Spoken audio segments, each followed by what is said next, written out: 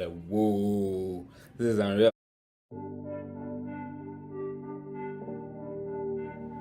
Hi, Katuchiro Singo here, aka Sleeky Junior, and this is my double take. I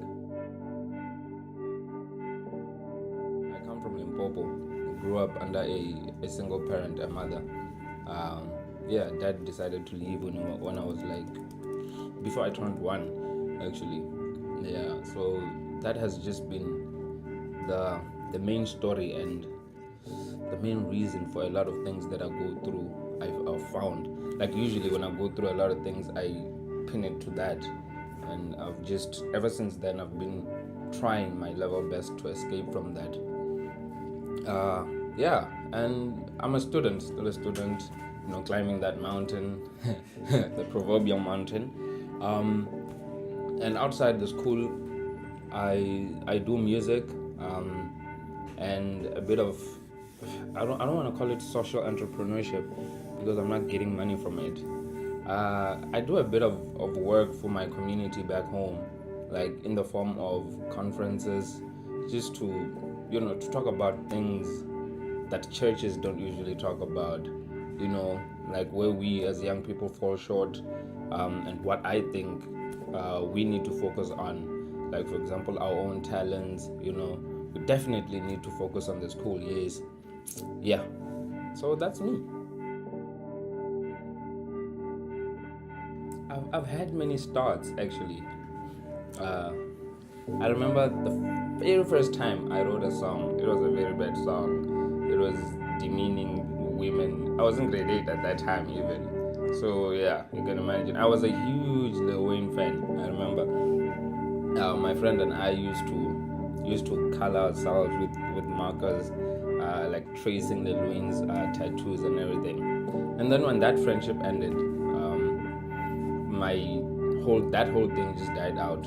And then around grade 10, I met 3 guys. One of them is called Shadro, one of them is called Masiti, and another is called Rudendo. So the first 2 were like sort of my inspirations, and the other one was like my guy with whom I did everything. But it was just mainly writing. So I'm like, let me just write to impress these guys.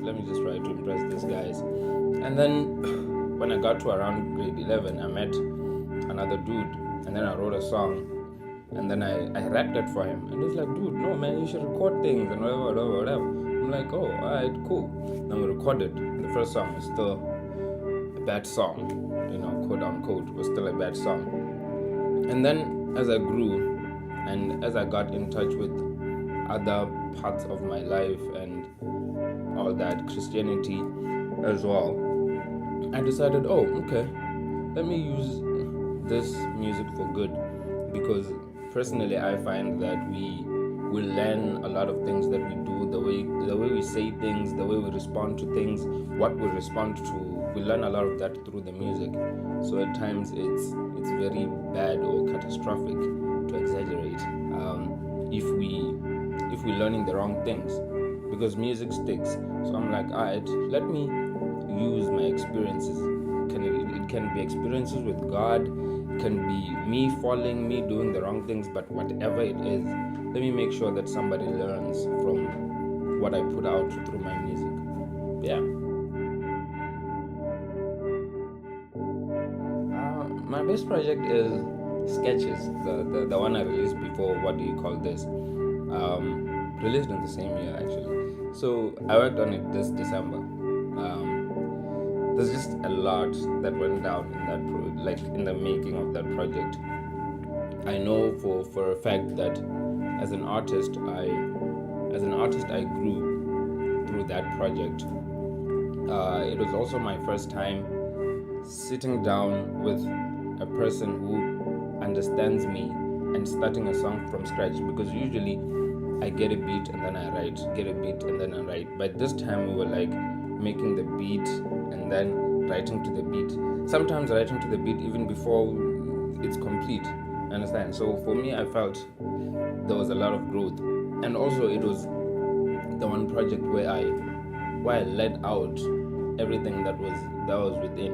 Because I remember initially we had called it Dark Side Illuminated, and the point of that was I'm going to talk about everything that I find is dark or is bad, or people don't like about me, or that I don't like about myself, in the hopes that maybe I could finally know how to deal with it once I shed light upon it, or once someone relates and maybe understands and maybe provides a solution. You understand? So it was, there was a lot. Plus I also got to realize that I actually work hard, because no, like legit, because I remember I used to go to the studio at like 10 a.m. Then I'd come back around 2 a.m. and then not sleep, continue writing, and then I wake up, I'd like sleep around 4, wake up at 6, continue writing. So it was a huge growth project for me.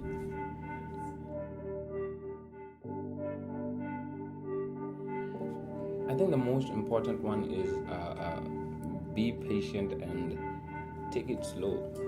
And sometimes there are times when songs don't come, and that doesn't necessarily mean that you're not a good artist or whatever. It's just not time, and you can't force it. And if you force it, it's not gonna be satisfactory. Understand?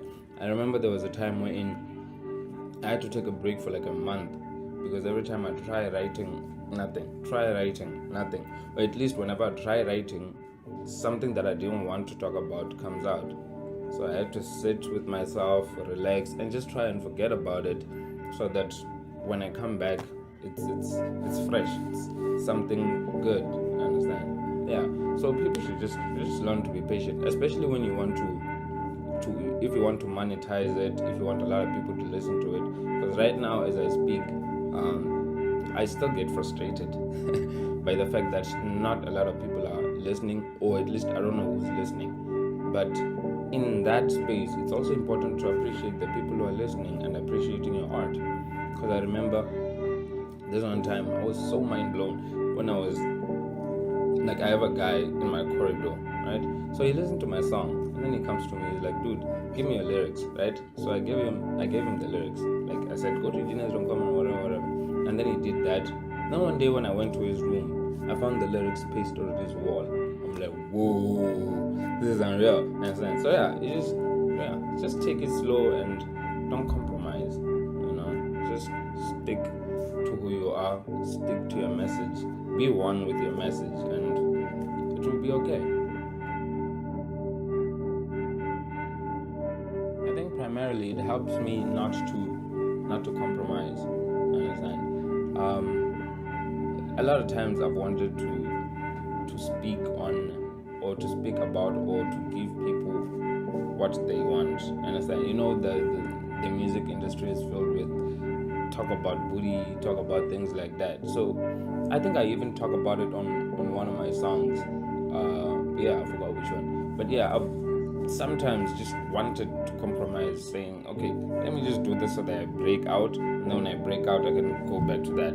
But my conviction, my faith says, no, that is not what you're about. You understand? And a lot of times I try to like incorporate my faith in each and every song that I write, so that people know that, like, everything that I do, I cannot do it without God, or with everything that I'm doing, God is involved. You understand? And it's for God. So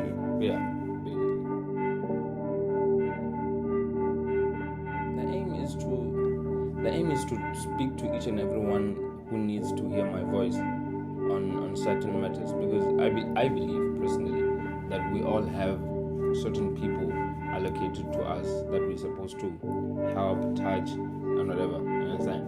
So my goal is to make sure that each and every ear that was supposed to hear my voice concerning a certain matter that was purposed by God, they hear what I have to say. You understand? That is the main aim. If it means not being on TV, not being famous, but everyone who's supposed to hear me hears me, I'm cool with that. But the main point is influence in a good way. This is me.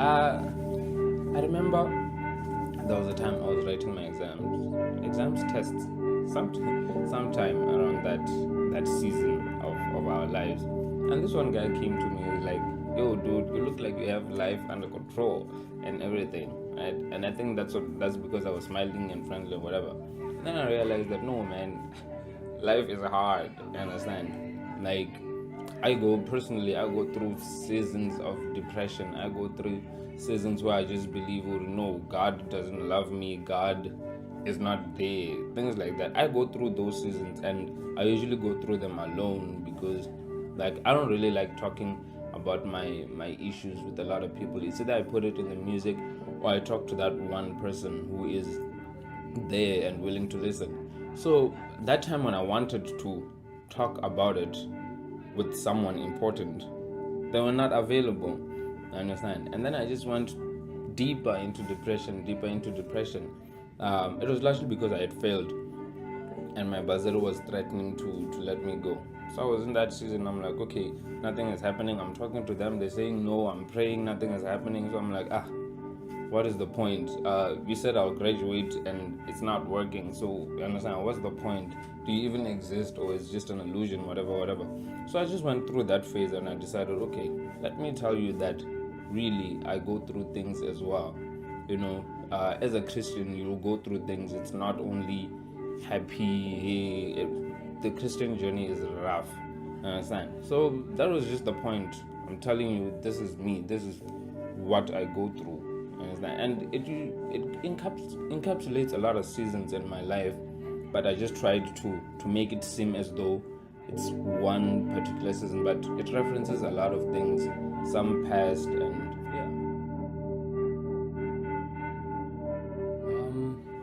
there's a part in the song. I think that the intro actually was, I just made it out depression, but I say that to myself a couple hundred times. It's on and off like the fashion. You can call it one of the weapons they fashioned. I'll be winning every battle. See, I'm still alive. How long? I don't even know. Understand? So it was me just telling you that, like, yes, I can be smiling with you, yes, all that, but in a month or in a year, I go through seasons of depression a lot of times. Understand? And every time it creeps in, I fight to stay alive and I win. And then when I convince myself that I've won, go back inside again. Understand? So yeah, basically most important part for me, yes, everything else is grand, everything is fine, but I think the most important part for me is like the hook. It's simple. It goes, I get you, I've been there, I get you. It's just me telling you that, okay, that what I just told you before this hook is me telling you that I relate. Understand? Yeah, that I feel and I understand, but you can pass. Understand? You can make it out. Understand? Yeah, basically. Yeah.